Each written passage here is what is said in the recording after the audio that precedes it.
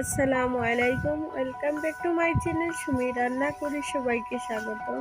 তো আজ আর একটা নতুন রেসিপি নিয়ে হাজির হলাম। তো আজ করব লম্বা বেগুন দিয়ে বেগুন ভাজি।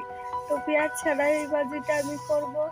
তো এদিকে প্যান বসিয়ে দিয়েছি, প্যানের মধ্যে পরিমাণ মতো তেল দিয়ে দিলাম। তেলের মধ্যে এবার একে করে সবকটি বেগুন দিয়ে দিলাম। এবার উপর থেকে আমি মশলাটা দিয়ে দেবো।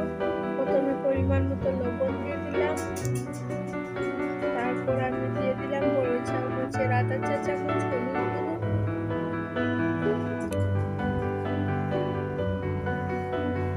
আধা চা চামচ কাশ্মীরি লাল লঙ্কার গুঁড়ো আর আধা চা চামচ বাবা দিয়ে ভালো করে এটাকে একটু নাড়াচাড়া করে নেব।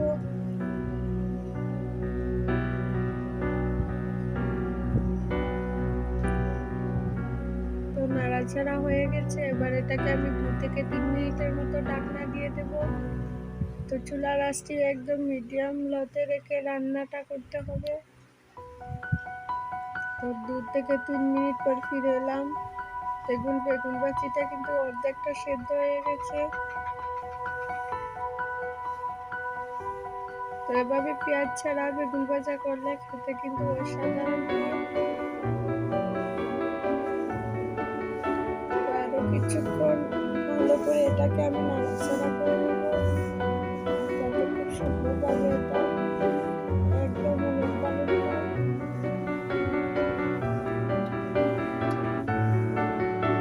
তো দেখুন পারফেক্টলি কিন্তু বেগুন ভাজি রেসিপিটি কমপ্লিট হয়ে গেল। রেসিপিটি ভালো লাগলে অবশ্যই লাইক, শেয়ার এন্ড সাবস্ক্রাইব করবেন। আর যারা এখনো আমার চ্যানেলটিকে সাবস্ক্রাইব করেননি অবশ্যই একটা সাবস্ক্রাইব করে দেবেন। আর রেসিপিটি কেমন লেগেছে অবশ্যই কমেন্ট করতে একদম ভুলবেন না। তো আজ এই পর্যন্তই, টাটা।